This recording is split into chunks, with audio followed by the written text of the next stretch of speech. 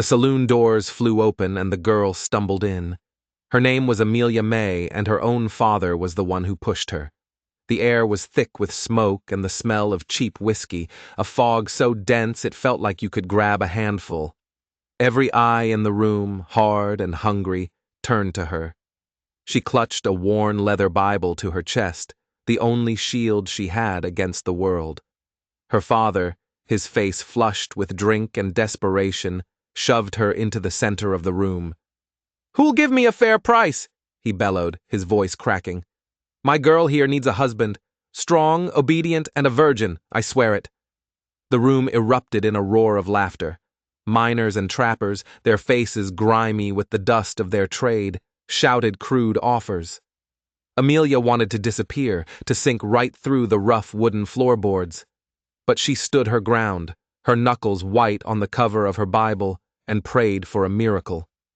Then, a shadow detached itself from the darkest corner of the room. The laughter died in an instant. Every man in that saloon knew Noel Boon. They knew the whispers that followed him like a stray dog.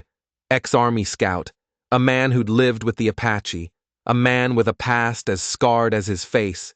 He was huge, a mountain of a man, and the silence that fell as he approached was heavier than any sound. He didn't look at the miners. He didn't look at her father. His eyes, dark and unreadable, were fixed on Amelia. He pulled a heavy leather pouch from his belt and tossed it on the table. The clink of silver coins was the only sound in the room. "This enough?" His voice was a low rumble, like distant thunder. Her father's eyes went wide at the sight of the silver, but one of the miners, braver than the rest, called out, "What you want with a girl like that, Boon? Ain't your usual type." Noel's gaze never left Amelia. He let the silence stretch, letting every man in the room feel the weight of it. Then he spoke, the words dropping like stones into a still pond. "A man gets lonely." The saloon exploded with a new kind of laughter, a knowing, ugly sound. But Amelia saw something else in his eyes, a flicker of something that wasn't cruel, something that looked almost like an apology. Then it was gone, hidden behind a mask of stone. Her father snatched the silver, and Noel Boon stepped forward, claiming his purchase. He led her out into the cold night air, leaving the saloon and her old life behind. The trail was dark, the only light coming from a sliver of moon that hung in the sky like a broken promise. The night air was cold enough to bite, but Noel's heavy coat, draped over Amelia's shoulders, was surprisingly warm. It smelled of wood smoke and leather, a clean scent so different from the stale air of the saloon. He walked beside the horse, his boots making a steady rhythm in the dirt. He hadn't touched her, not since helping her onto the saddle. They traveled in silence for what felt like an eternity. The sounds of the mining town faded, replaced by the cry of a lone night bird. The horse stumbled on a loose rock, and Amelia grabbed the saddle horn, her heart leaping into her throat. "Steady now," Noel murmured. She couldn't tell if he was talking to her or the horse. Finally, she couldn't bear the silence any longer. "How much further?" she whispered, her voice barely audible. "About 3 miles yet," he answered without turning. "Homestead's up in the foothills." 3 more miles of uncertainty, 3 more miles of wondering what kind of man buys a woman like a sack of grain, 3 more miles to pray for the strength to face whatever came next. The trail began to climb, and the air grew colder. A coyote howled in the distance, a lonely, mournful sound that sent a shiver down her spine. "Don't fret," Noel said, his voice softer than before. "They won't come near us." They reached a stream, and he stopped to let the horse drink. He helped her down, his hands strong and sure at her waist, but he released her the moment her feet touched the ground. She sank onto a fallen log, still clutching her Bible, and watched him. He moved with an efficient grace, checking the horse's legs, adjusting the saddle. He offered her a drink of water from a tin cup. As she drank, she watched him over the rim, his face unreadable in the moonlight.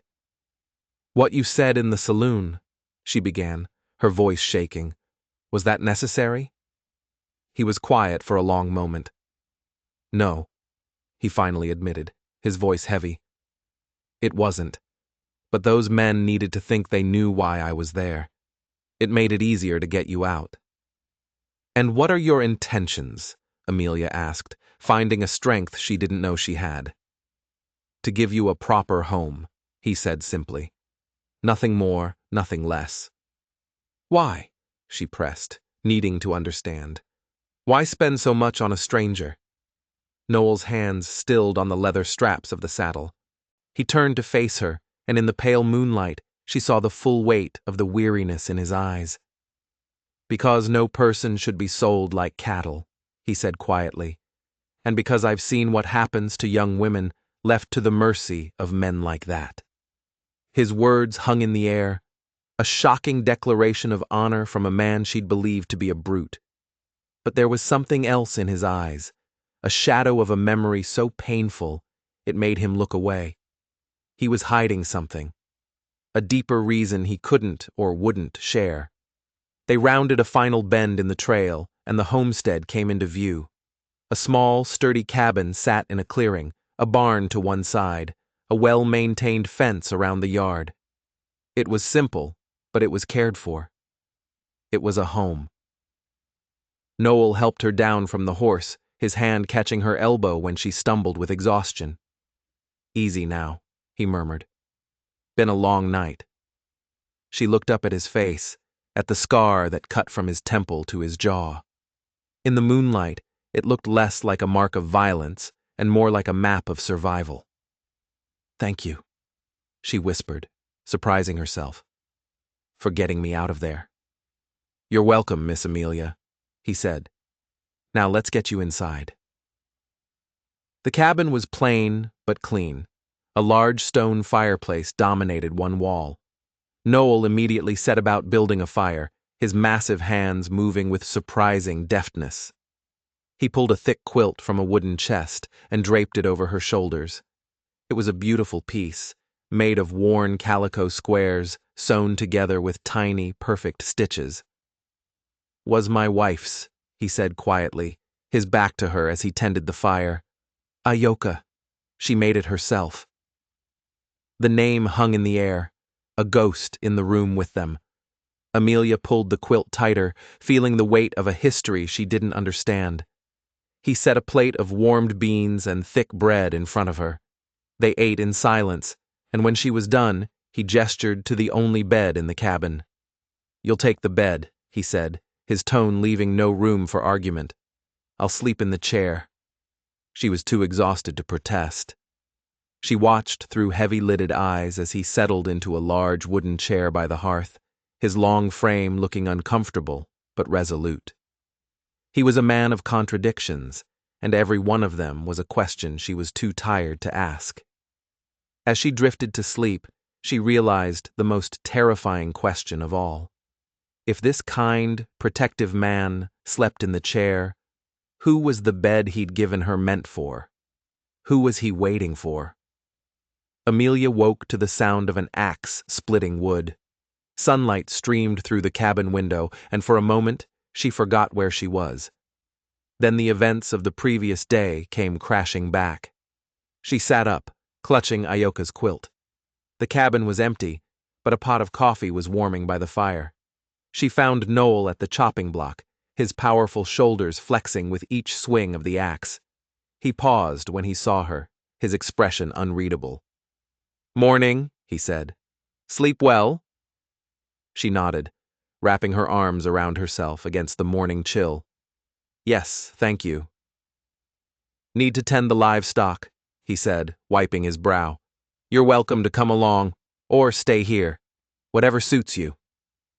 She followed him to the barn, watching as he moved with a gentle confidence among the animals.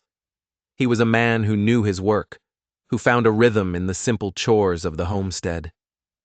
As the morning wore on, her fear began to be replaced by a deep, unsettling confusion. He had bought her. By law, she was his property, but he treated her with a quiet respect that bordered on reverence.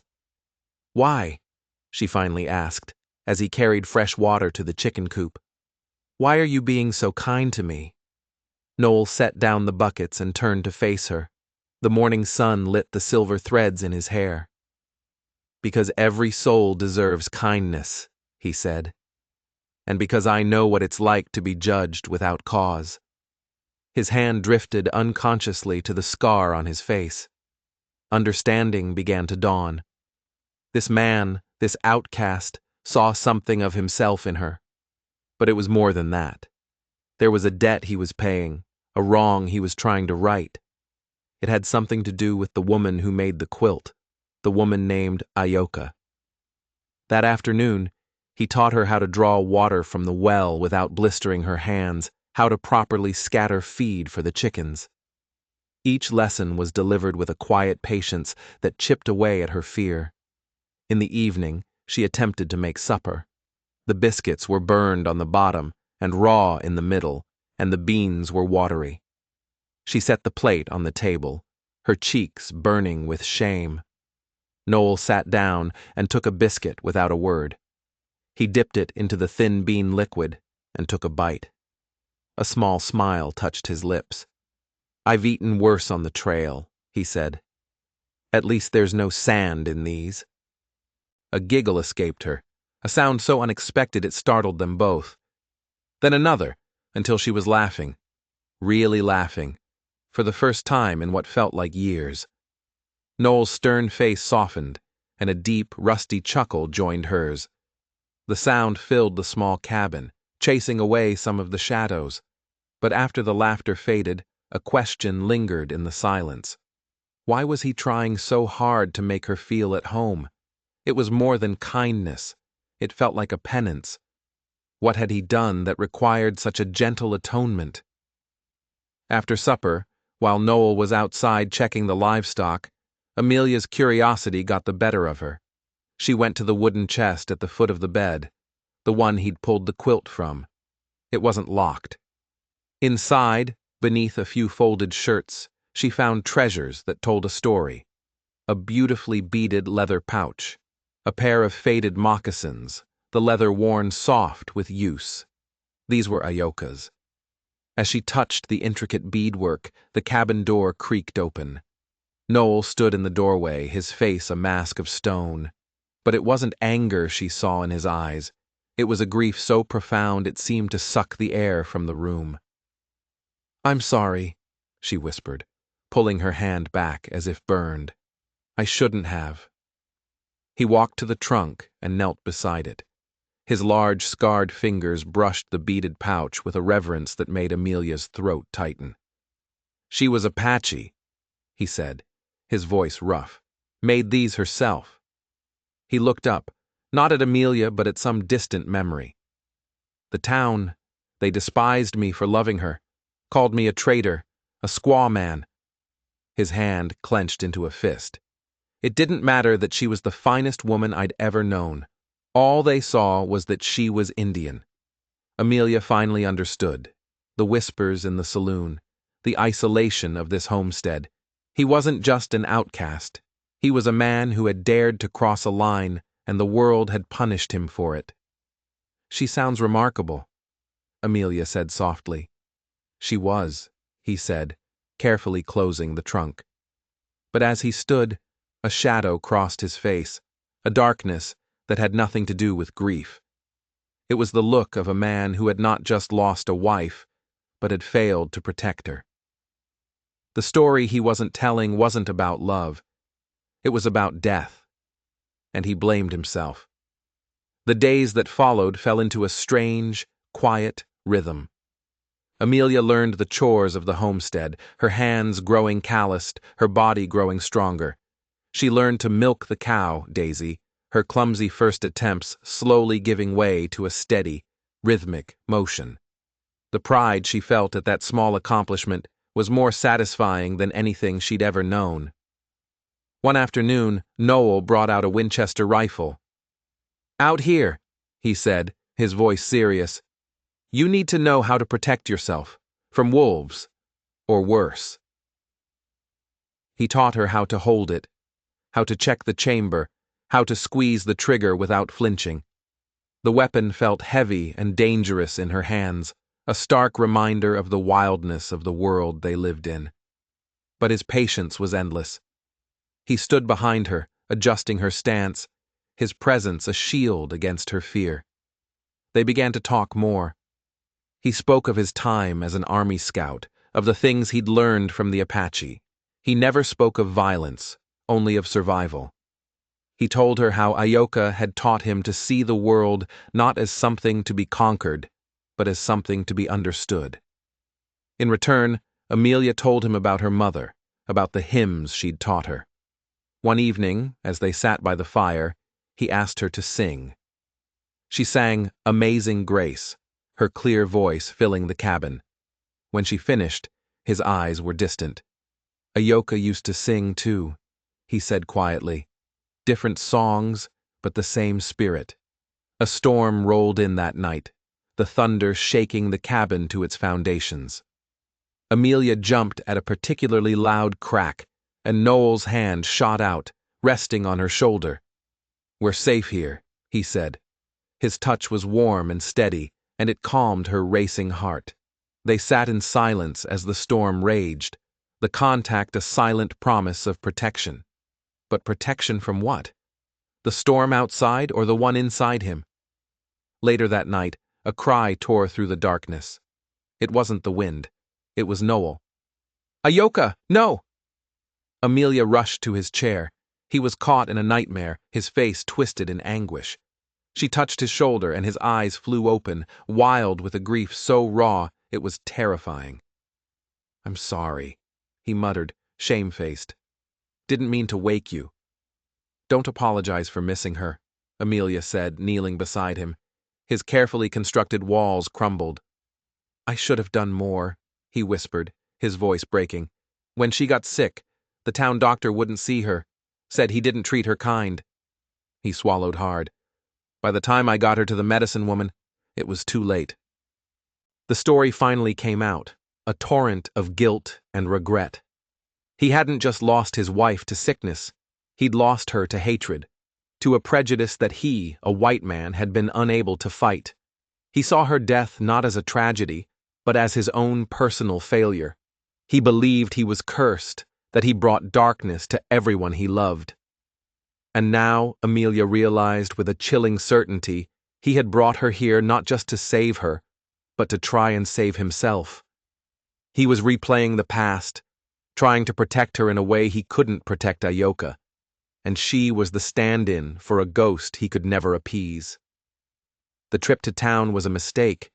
She knew it the moment they rode onto the main street. Conversations stopped. Heads turned.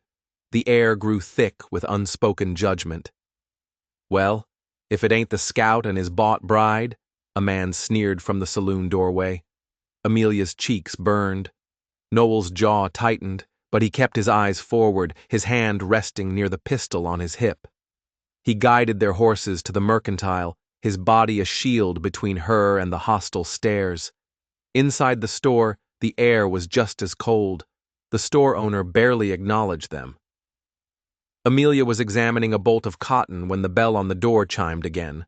A man stood there, tall and dressed in a fine black coat. His smile was as thin and sharp as a razor. "Silas Ketchum," Noel said, his voice flat and hard. "Boon," Ketchum replied, his pale eyes dismissing Noel and settling on Amelia. "I heard you'd made a recent acquisition. I've come to inspect the property." He strode to the counter and laid out a sheaf of papers. "You see," he said, his voice smooth as oil, "Miss May's father and I had an arrangement. He owed me a considerable sum, and he offered his daughter as collateral." The world tilted under Amelia's feet. She grabbed the counter to steady herself. "That's not possible," she whispered. "Oh, but it is," Silas purred, tapping the document.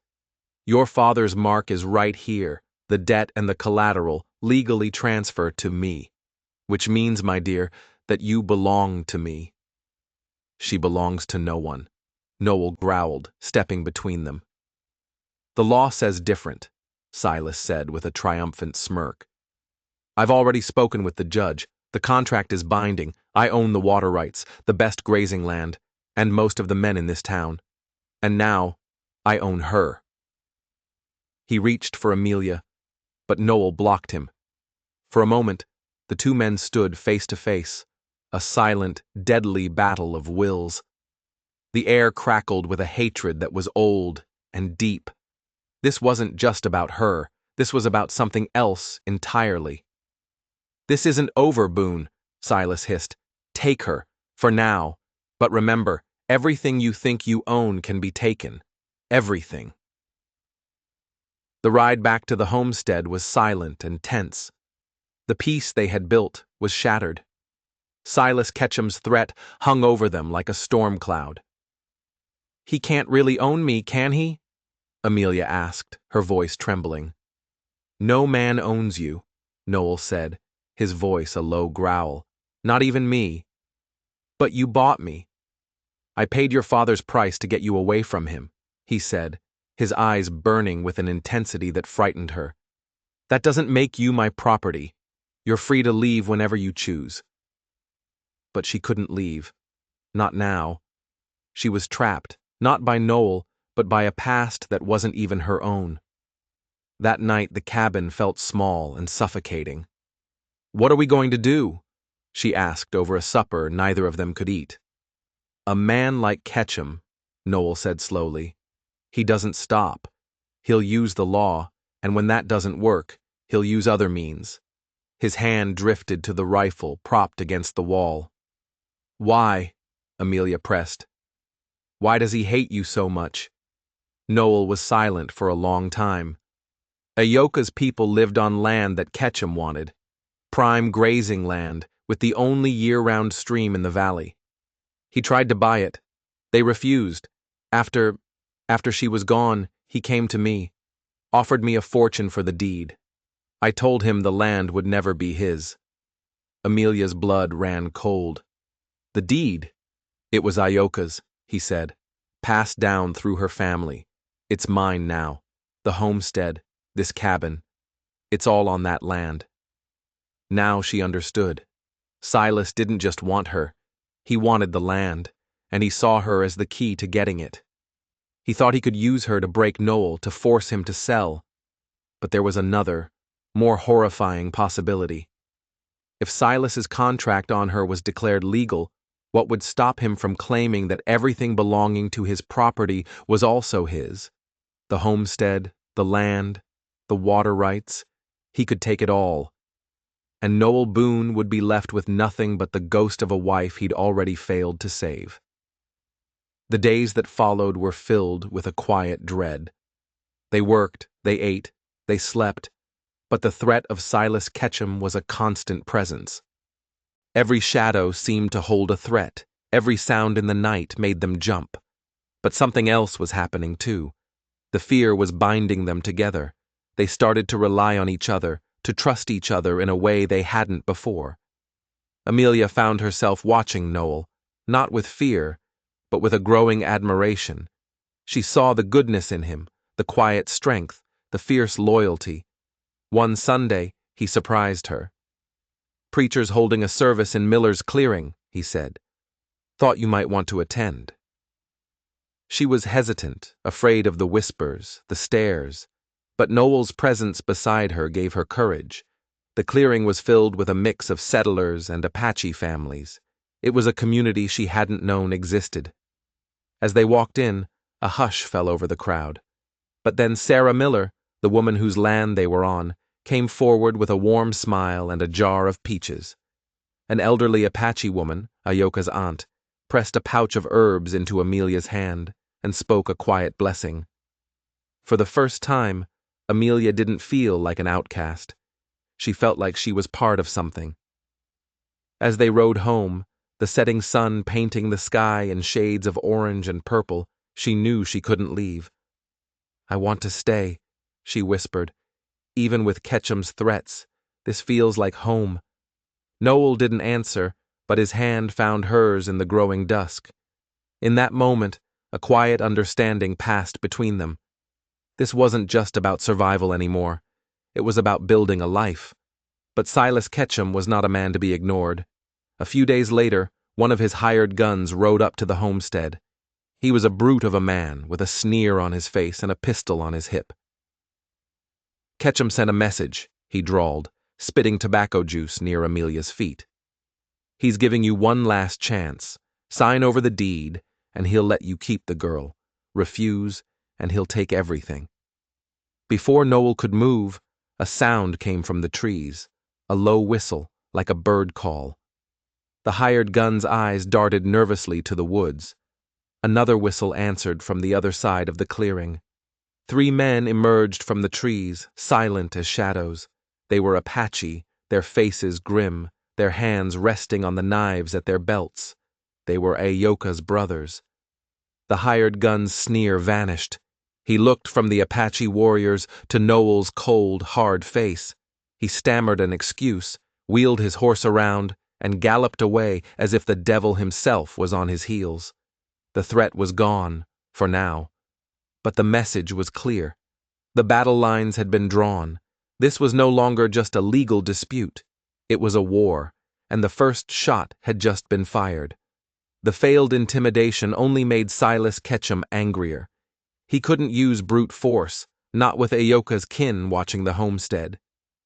So he turned back to the law, twisting it into a weapon. One crisp autumn morning, as Noel was teaching Amelia how to track a deer in the woods, the deputy sheriff rode up the trail. He looked uncomfortable, his eyes avoiding theirs.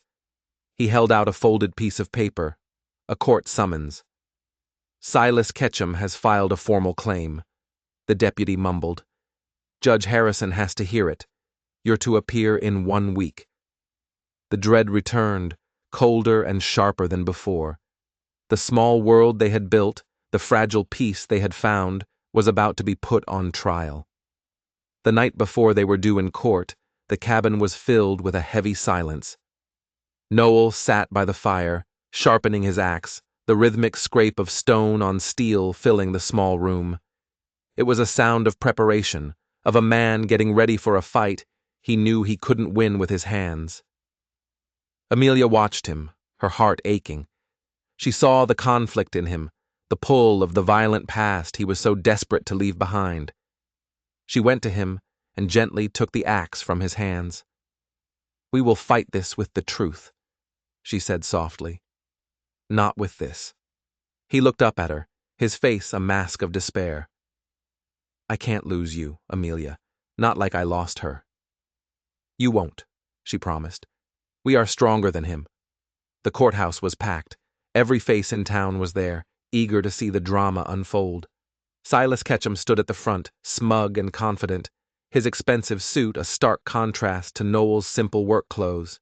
He presented his contract, his voice booming through the silent room. "A clear and binding agreement, Your Honor. The girl is my property." Then it was Amelia's turn to speak. She walked to the stand, her hand resting on her Bible. "My name is Amelia Boon," she said, her voice clear and steady. "I am Noel Boon's lawfully wedded wife. I am not property. I am a free woman who chose her husband." Silas laughed. "A choice that is legally irrelevant." "Is it?" Amelia countered. She pulled a worn, folded document from her pocket. "Your Honor, this is the deed to the land my husband owns. It was given to his first wife, Ayoka, by her people, long before Mr. Ketchum ever set foot in this territory. His claim against my father, a man who owned nothing, cannot be attached to a property that was never his to offer." A gasp went through the courtroom. Silas's face turned a dangerous shade of purple. The judge examined the deed, his expression grim. "This document appears to be in order," he said slowly, "but its authenticity will need to be verified. I will require testimony from the Apache elders who granted it. Court is adjourned until tomorrow."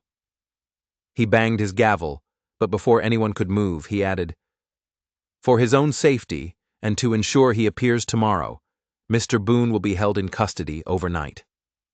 2 deputies moved toward Noel, and the world seemed to stop. They were taking him. They were separating them. As they led him away in chains, he looked back at her, his eyes full of a helpless fury. That night, alone in a room at the widow Jensen's house, Amelia prayed. She prayed for strength, for justice, for the man she had come to love. Just before dawn, a scream shattered the morning quiet. Then another. The cry of fire echoed through the streets. Amelia ran to the window and her heart stopped. Orange flames were leaping into the sky from the direction of the new chapel. The chapel they had all built together, their symbol of hope. She ran into the street, joining the desperate bucket brigade. But it was too late. The heat was too intense. They could only watch as the roof collapsed, sending a shower of sparks into the dark sky. And through the smoke, Amelia saw them. Silas Ketchum's men sitting on their horses on the edge of town, their faces illuminated by the destructive glow, smiling. They hadn't just burned a building. They had burned the one place where the community stored its records, the place where the original copy of Ioka's deed was kept for safekeeping. Silas hadn't just tried to intimidate them. He had tried to destroy the very proof of their freedom.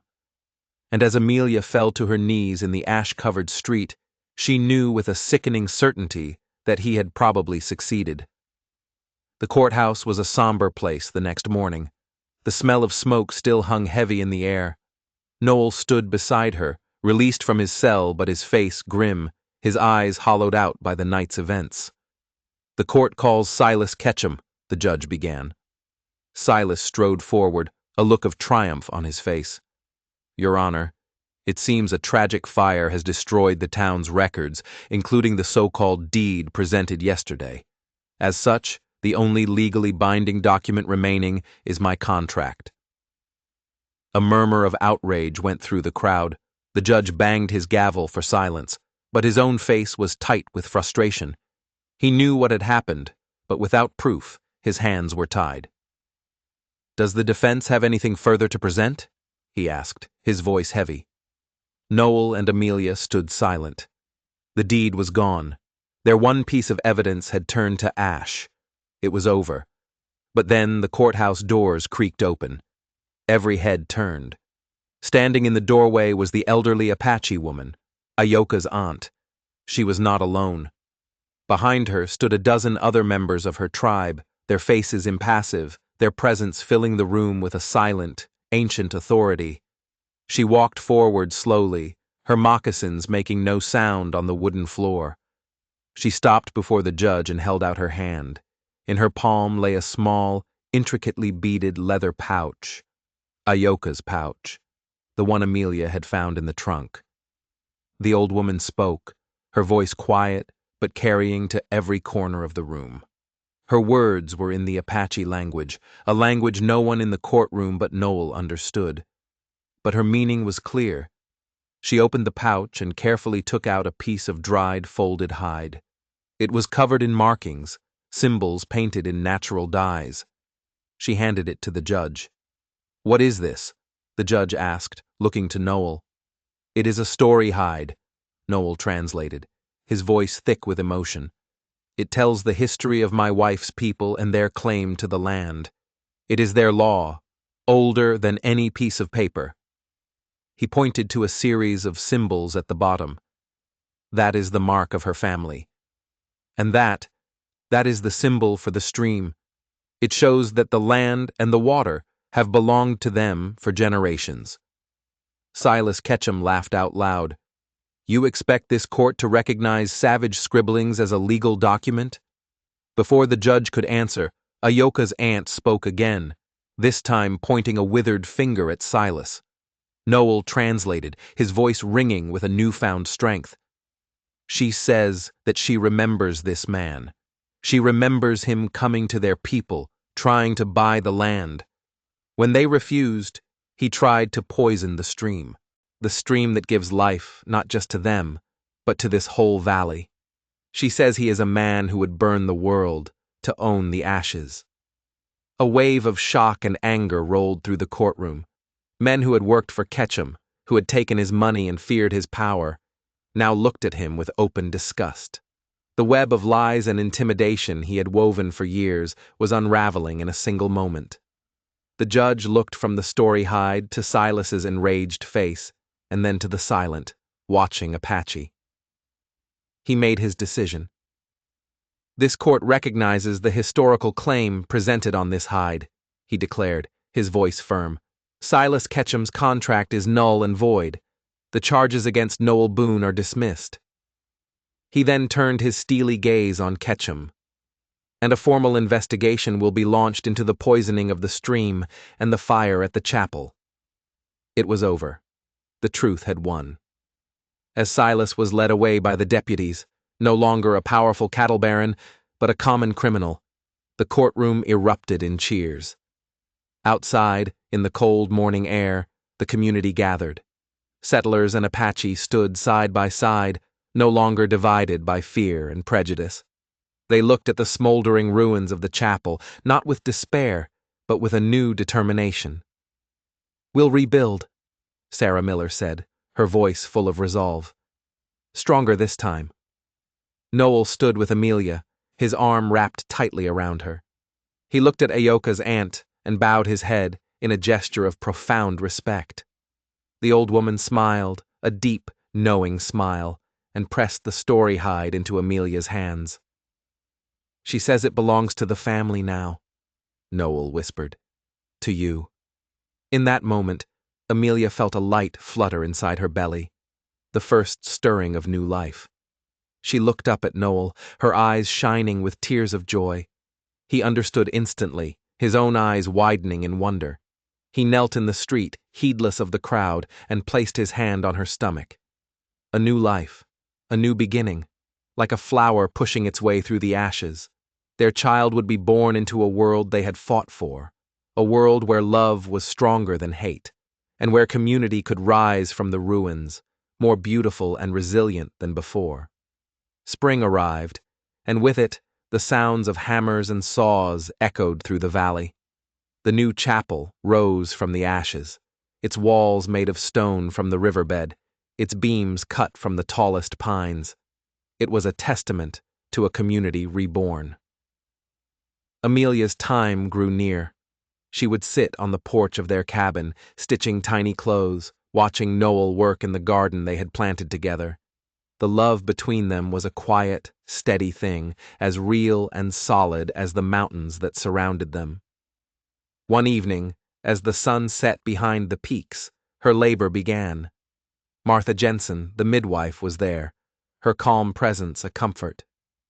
Through the long night, Noel stayed by her side, holding her hand, his voice a steady murmur of encouragement.